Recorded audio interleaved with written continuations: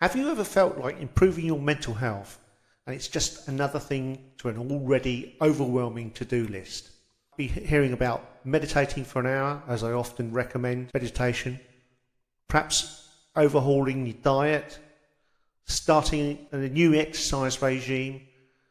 Suddenly all these thoughts of all these different things just makes things feel even more stressful. It can feel like you're standing at the bottom of a huge mountain with no idea where to even take the first step. Believe me, I've been there. We all have. That feeling of being stuck, of knowing that you want to shift your energy but being paralysed by the sheer volume of advice out. However, what if it didn't have to be that complicated? What if, instead of trying to climb the whole mountain all at once, we could simply find 3 small, beautiful keys? 3 things, once you know what they are, you can unlock new ways of seeing and being in this world, gently and consistently improving your mental space day by day.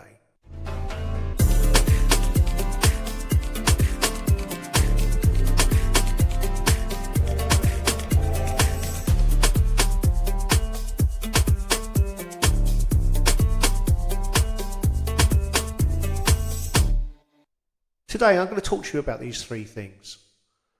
They aren't complex, they don't require expensive equipment, and you can start using them straight away, even after this episode ends. These 3 keys are gratitude, inspiration, and curiosity.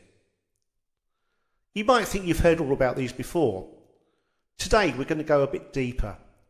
We'll explore not just what they are, but why they are so powerful for our brains, and how to weave them into the fabric of your life in a way that feels authentic and effortless.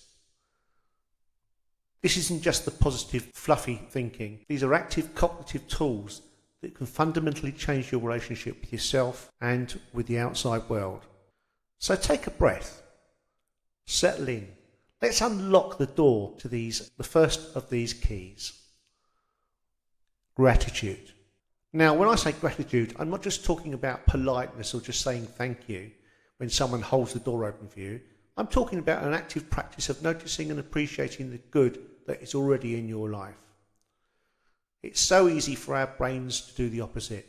Our minds have what's called negative bias. It's the old survival mechanism. Back when we were cavemen, it was more important to notice the tiger in the bush than the beautiful sunset. But in our modern world, that negative bias often means that we're constantly scanning for threats, for what's wrong, for what's missing. Gratitude is the conscious, intentional antidote to that bias. So why does it work? Okay, so let's touch on some science for the moment. When we genuinely feel gratitude, our brain releases dopamine and serotonin. These are the same neurotransmitters that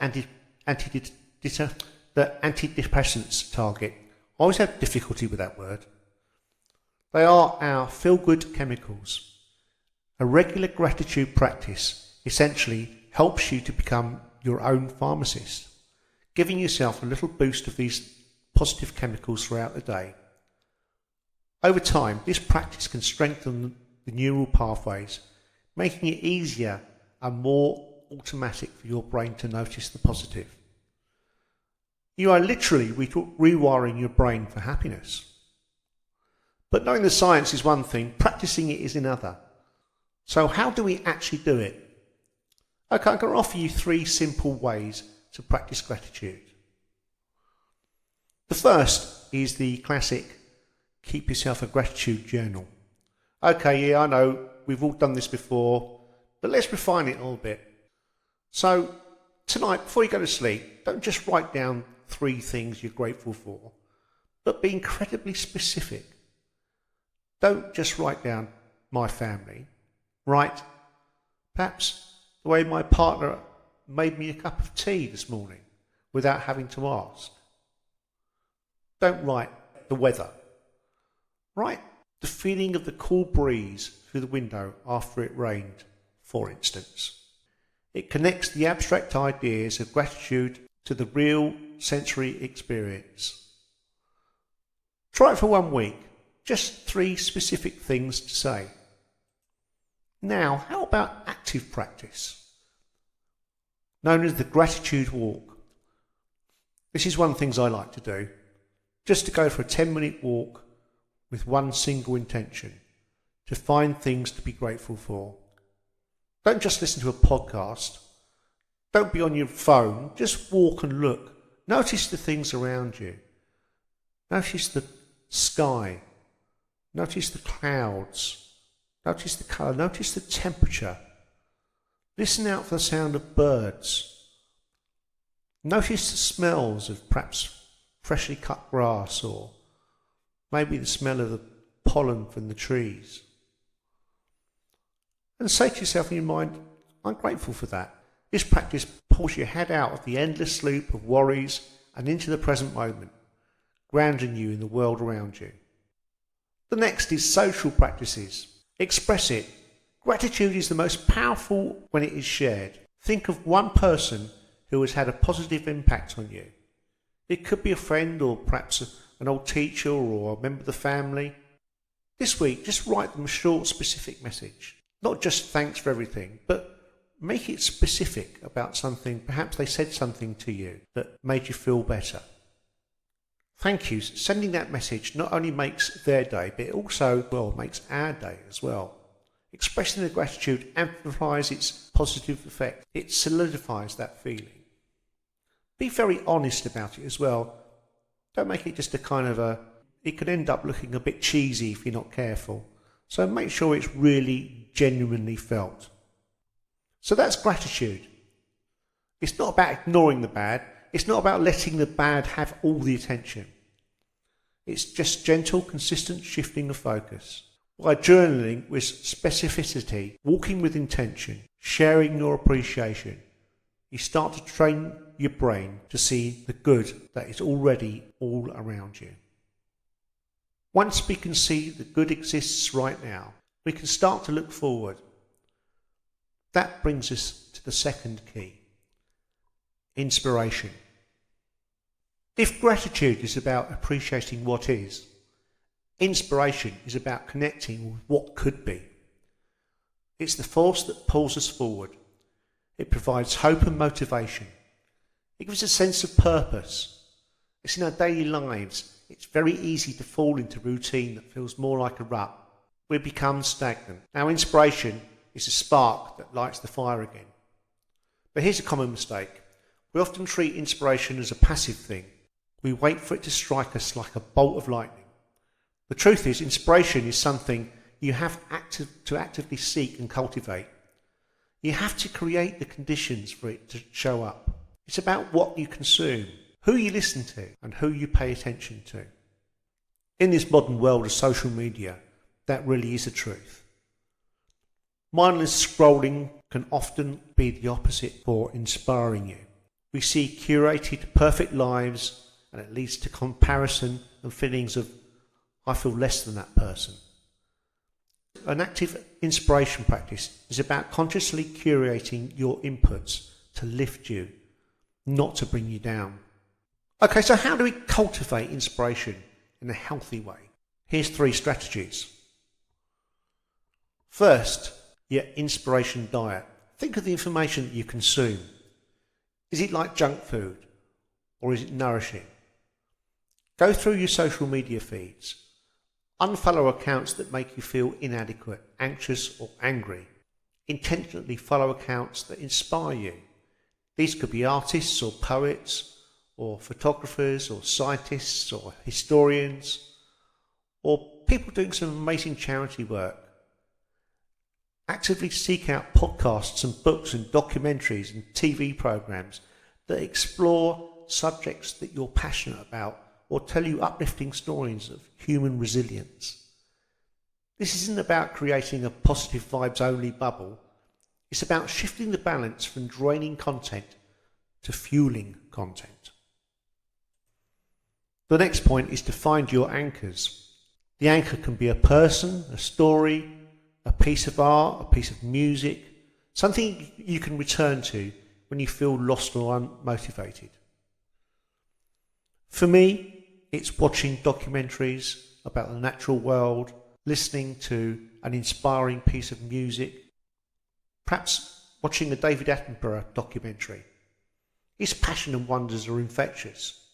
For you, it might be reading the letters of historical figures that you admire, listening to a specific album that makes you feel powerful, or looking at a painting that fills you with a sense of peace. Identify 2 or 3 of these anchors. Write them down. When you feel that sense of apathy creeping in, go to one of your anchors. Let it remind you of the beauty, of the courage, and the possibility in the world around you. The next is create a spark file. This is something I used to do when I was at work. If I ever got a decent bit of feedback or praise from a client or from a manager, if it came in an email, for instance, I'd save it, I'd print it out, I'd put it into a file to refer back to remind myself that there have been times when I've done a good job. So when I was feeling a bit down, I'd refer back to that to feel better.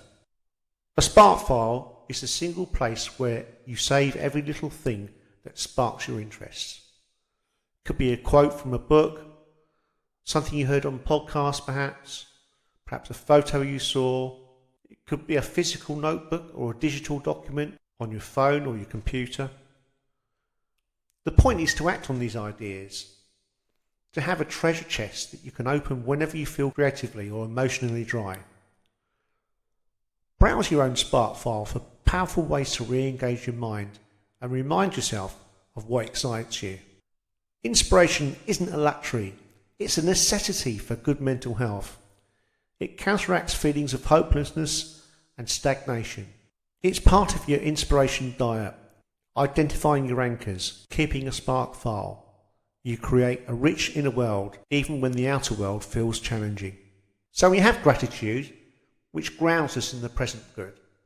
We have inspiration, which pulls us towards a positive future. Now we need the engine that drives us to explore that space between. And that's our third and final key, curiosity. Curiosity is, in my opinion, one of the most underrated tools for mental well-being. Think about it. What is the emotional opposite to anxiety? Most of us would say calm, but I'd argue that it's curiosity. Anxiety is a state of negative certainty. I'm going to fail at this presentation. They're going to judge me. This is going to be a disaster. There's no room for questions in anxiety. They are only fearful, declarative statements.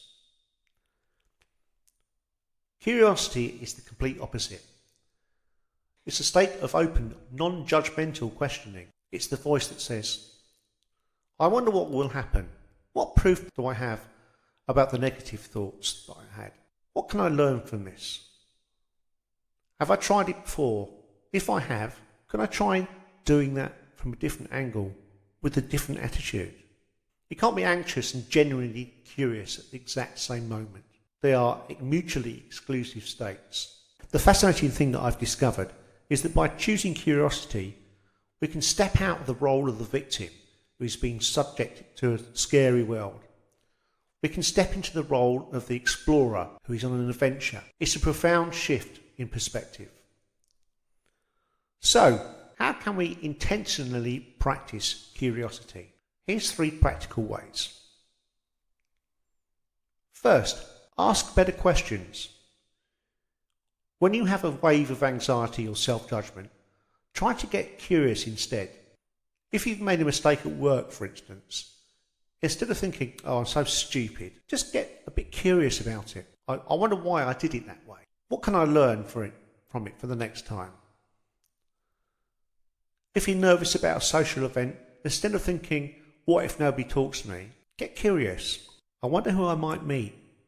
I wonder what interesting stories they might have. This shifts you from a place of fear to a place of discovery. It takes the emotional charge out of the situation. Next, go for a walk filled with awe. This is a bit like the gratitude walk that we discussed earlier, but it's with a different focus. The goal of an awe walk is to find things that make you feel a sense of wonder. Actively look for the things that are new or surprising. Look at the complex root of the system of a tree. Notice the incredible architecture of a spider's web.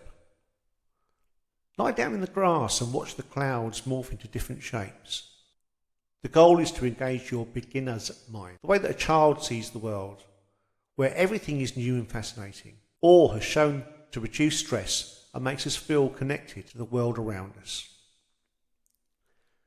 And third, learn something just for the fun of it.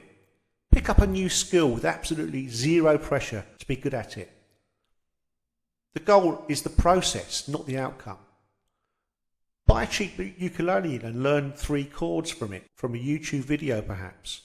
Something I've done recently, to join some amateur dramatics. Acting's something I've never done. I've always fancied having a go. I've no idea whether I'd be any good at it or not. I've started small, just with a few lines in a play, and it's been really good fun to meet new people and to learn something new, actually to have fun doing it. I used to talk to my clients about encouraging them to find a new hobby. I'd mention something and you'd see by the look on their face that went, I don't want to do that. So, if it can be something like, for instance, have you ever tried line dancing? And my first thought about that is, I've seen line dancing, I don't really like the look of that. I wouldn't really want to do it. And then I asked myself, well, how do I know that I wouldn't want to do it? I won't know about it until I try. Remember the beauty of trying something new. When we begin something, we're allowed to be imperfect. We're allowed to find out what it's like to try something new and to be joyful about it, to laugh about it when it doesn't quite go right, because we're just learning. Remember, curiosity is your superpower. It transforms frightening situations into interesting ones. It turns judgment into learning. It turns boredom into wonder. By asking better questions, taking walks of awe, learning for the pure fun of it. When we do that, we cultivate a mindset that is resilient, open, and endlessly engaged with life. So there you have it, the 3 keys. Gratitude, the key that unlocks our appreciation for the present moment. It requires our brain to see the good that is already here. Inspiration, the key that unlocks our vision for the future. It fills us with hope and shows us what is possible. And finally, curiosity, the key that unlocks the engine of exploration. It turns fear into wonder and keeps us engaged in the journey of life. You can see now how they work together, can't you? Gratitude makes you feel stable enough to look up. Inspiration gives you something to look up to. And curiosity gives you the courage to take the first step. My invitation to you this week is not to perfectly master all these 3 at once. That would be too overwhelming. The very thing that we're trying to avoid. Instead, just choose one. Perhaps this week you'll start a simple, specific gratitude journal. Or maybe you'll just sort out your social media and create a feed that's got an inspiration in it instead of negativity. Perhaps you might go out for one of those awe walks with the sole purpose of being curious. It's essential to pick one small thing. Do it with intention. See how it feels. Notice any small shifts in your energy or your outlook.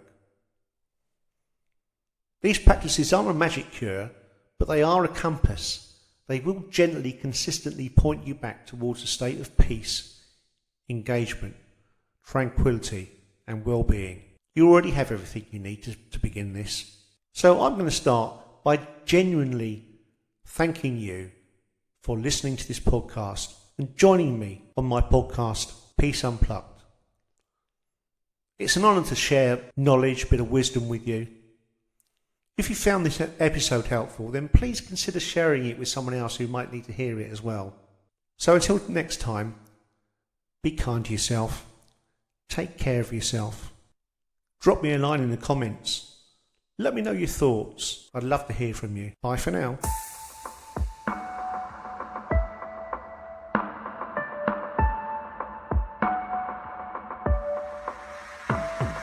If you enjoyed this podcast, please follow, like and share.